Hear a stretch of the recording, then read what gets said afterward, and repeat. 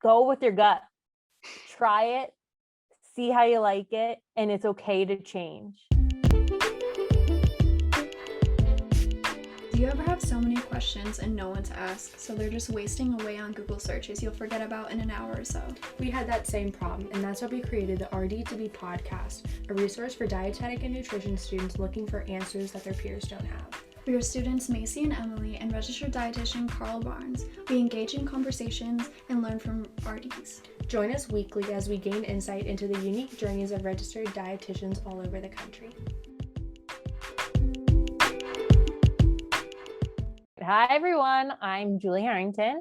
I am a registered dietitian and a chef, and I own my own business, Julie Harrington Consulting, LLC.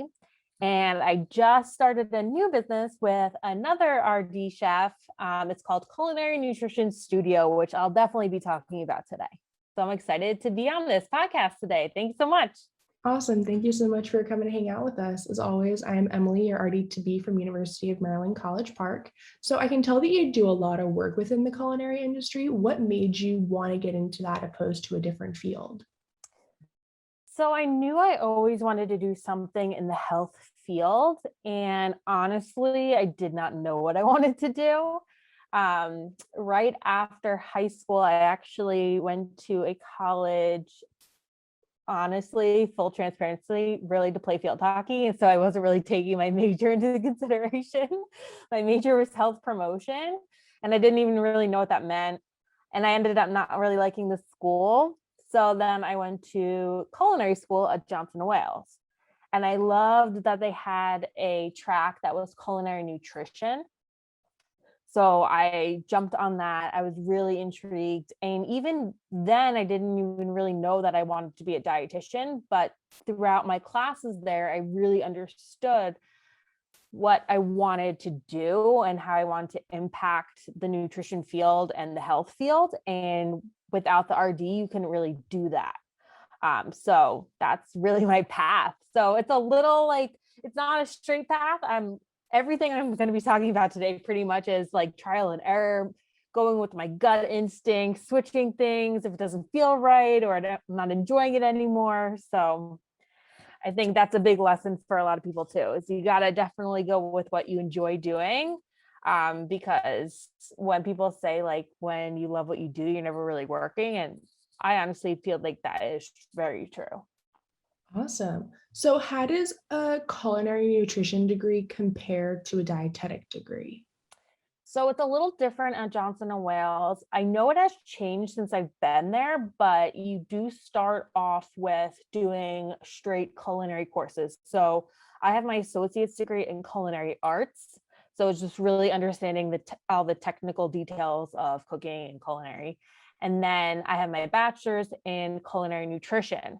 So the biggest difference is I'm still taking all my M&T classes, biochem, all of those, but then I also have additional classes that are food labs, which are cooking, and you're applying the M&T. So for example, like my sports nutrition, everything we learned at M&T about like calculating protein needs, fluid needs, we applied that to food that we were cooking. Or when we were talking about like food allergies, one of my favorite classes was this light and healthy desserts, it was called. Don't love the name, but we all had a different like food allergy to work with, and we all had to make the same recipe, but change it based on food allergies. So that was really fun and eye-opening. But the biggest difference is we were able to really apply it through food versus other dietetic programs. I don't think you get as much kitchen time. Yeah, I know in the fall for University of Maryland, we're taking a food service class, and there's a 5-hour lab that's with it where we, learn kitchen experience, stuff like that. But I think that's the only one we have. Yeah, and I think it's so important to have more experience in that because yes, you're learning about food safety and of course all of those things, but when it comes to educating about nutrition, it's talking about food. So we need the knife skills, we need the technique knowledge, we need to know more about this food than just its nutrient breakdown. Exactly. So how do you think having the RD credential helps you as someone who would consider themselves like a chef? So I think having the chef credential with the RD is you can just take it one step further to be able to really connect and help educate people. Um, because when you put a blanket statement saying eat more whole grains, okay, what does that mean? What does that look like? What does it taste like? How can I make it so many different ways? So like everyone's like, oh, try quinoa. What if you don't know how to cook quinoa? What if you don't know how to flavor it with different seasonings? Like those really do make a big impact on helping people make changes Mhm. to eating healthier. Most definitely. So when you were going through your dietetic internship, did you have a more culinary experience or did you have like the I don't want to say the regular rotations like other students, but what did that look like for you?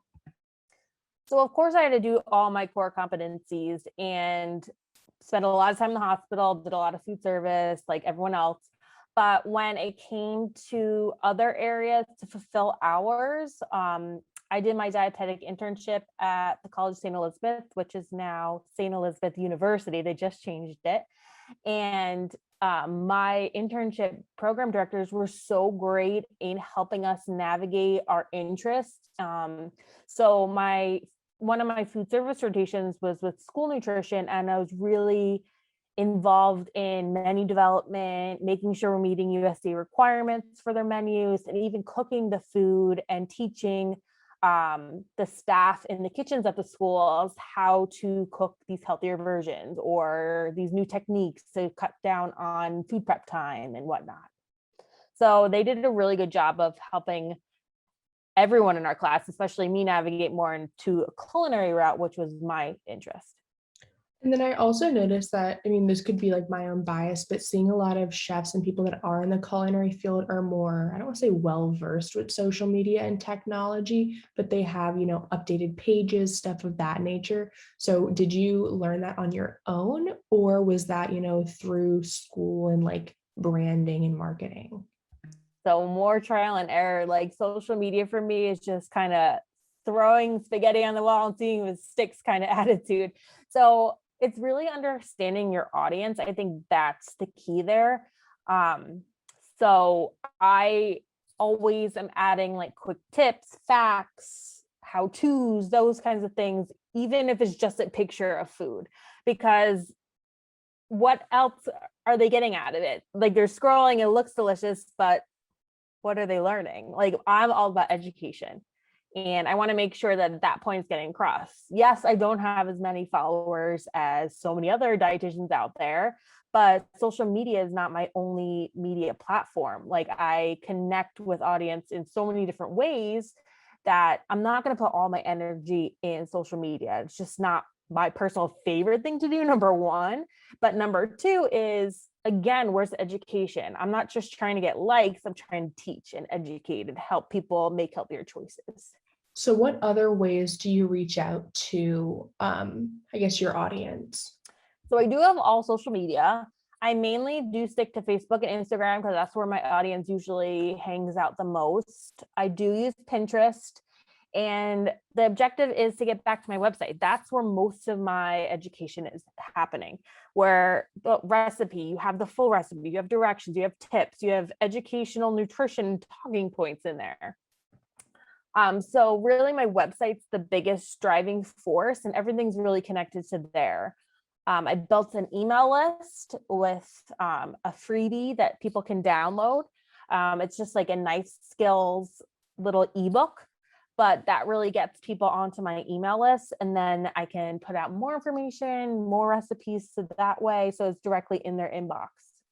So when you're trying to share these educational tips with these individuals, is it, you're sitting on the couch one day and you're like, I think people would want to know about this? Or is it, a little bit, I don't want to say more thought out, but is there like a rhyme or reason? Or is it more of like, I think people should know this because I'm sitting here on the couch and I think I want to share it? So beyond my website and my recipes that I do there, I do a lot of things in the community. I do a lot of presentations and cooking demos, cooking classes. So that's where I get most of like my inventory of what I need to be putting out, the questions people are asking, or if there's a hot topic in the media right now, like how can I address it in a more evidence-based way? Mm-hmm. So when you're doing these, presentations and cooking demos, is there like, what's your target audience? Like, who do you appeal to the most, in your opinion? So with culinary, I don't really have like, that's my niche, I would say, is just Mhm. straight culinary and nutrition. But it really just depends on like, I guess it's just the general population. I want to make cooking accessible and easy for anybody at home, no Mhm. matter if you're living alone, if you have a big family, if you're really busy, you want to learn just techniques, whatever it may Mhm. be. But of course, when I go to a presentation and I know the audience that I'm educating to, then obviously I'm Mhm. going to tweak it for that audience. Mhm. So like right after this podcast, I actually have a cooking class and it's called From the Garden. So I'm doing all like seasonal produce, Mhm. and it's actually directly in a grocery store where I'm doing the class. So my target audience is going to be those shoppers. Yeah. So when you do these presentations, when you're, I guess, um, going and seeing these individuals, is there a specific like age, even though you don't have a target age, is there certain people that, are drawn to what you do? I think people who I guess more adults, Mhm. because adults who are living on their own, they're managing busy schedules, they're looking to cook healthier at home, if it's just for themselves, their family. I do really love also working with kids. I think it's Yeah. so fun because they're like Mhm. little sponges and they get so excited, especially when Yeah. they're involved in the process of cooking. I like the analogy of a sponge because like they absorb everything. Hmm. Everything. And I personally like working with kids without honestly the parents around Oh because yeah. they're so much more open to trying new things. Mhm. In my one of my previous jobs, I did a kids class and the mom was like, "Oh, you won't like that. Don't try it. Don't eat it." I'm like, "Let the kid experience it." Yeah. Like, how do you don't know what you don't know? Hmm. So when you come up with these recipes and things to either educate individuals about or put on your website, are they outsourced? Are they stuff that you cook on a regular basis, or how do you come up with those? All of my recipes are from what I've developed myself. Mhm. Um, a lot of it is influenced through, not right now, but traveling. Mhm. I love traveling and experiencing different local cuisines, and I pick up a lot of ideas that way. But Mhm. then also, I like to just take common things and add simple twists to it, like making a 3-ingredient chicken marinade or something, and then you can tweak the 3 ingredients and turn chicken into so many different ways. Mhm. Again, very simple. So when you hear the term chef, I don't like to make it intimidating Mhm. because I'm more of like the home cook. I don't like I don't think I would want to compete on Top Chef. Yeah. So Those are when you like fine dining oh, chefs. of course, yeah, I'll cook for my family, they'll enjoy it, they'll have a good meal, but those competitive people can be over there. When you say travel, do you mean traveling within the country, within the world, or where do you get inspirations for food? Both. I love to travel. So with being a dietitian, there's so many conferences all over the place, and Mhm. I've spoken at some, so that's gotten me to those different cities. But then also, I want to go to these conferences myself, so I just go there and I explore those different cities. Um, I do love traveling outside of the country if Mhm. I can and I can afford it. My last trip was in France, Ooh. and that was awesome. I ate so much cheese and bread; it was amazing. Mhm. I went to Greece, I've been to Italy, Yeah. so I'm hoping to go back to Europe. I really love the Mediterranean kind of diet and style. Mhm. My husband's family's from Spain, so I'm hoping to get a trip there soon when we can Yeah. travel again. So would you say that you're more, I would say European, but like, are there any, Australian or Asian or African or South American influences in your cooking dynamic? Totally. So that's on my bucket list is Australia. And also one of my classes in Johnson Wales was world cuisine. And that was honestly one of my favorite classes. And it's so funny you just said that because I'm working on a recipe right now, which is a beef banh mi, which is Vietnamese. And I definitely pulled those influences from that class because that was one of my practicals I had to create something from that culture, that region. And it was really interesting, really learning. I love learning about food and culture too, because all the areas in Vietnam are different. So like if you go north versus south, you have different cuisines. You have different flavor profiles. And it's not just like stagnant in one. Same thing with like Italy. Like all different places are going to contribute to different kinds of cuisine. Yeah. So actually thinking about that, I remember my family and I went to Italy a few years ago, and we went over there and we're like, can we order a chicken parm? Like, what's chicken parm? Yeah. Like in America, we're like, that. that's Italian food. Over there, they're like, I have no idea what that is. They're like, you want chicken and tomato sauce and cheese with pasta? Like, what's wrong with you? And I'm like, that's Americans for you. So where do you see your culinary experience within the next few years? Well, with this new business that I started with another chef dietitian, Abby Gelman, we developed a business called Culinary Nutrition Studio. And our main focus is to help other dietitians and healthcare professionals really understand culinary and how to educate with this more food first approach. So we developed the certification program for culinary nutrition. We're currently in the beta phase. We're almost done. So we're hoping to launch this summer, but we have a basic course and an advanced course to start. And the basic course is more straight culinary education, how-tos, like how to cut produce properly, or really understanding the difference between different flours when you're baking, gluten-free, how to make those choices. So like really digging in a little bit more to the culinary side of everything. And then the advanced is really how to apply it to different disease states. So we have like culinary nutrition for heart health, culinary nutrition for renal disease, and really diving into how can you make these food first recommendations with client education. Definitely.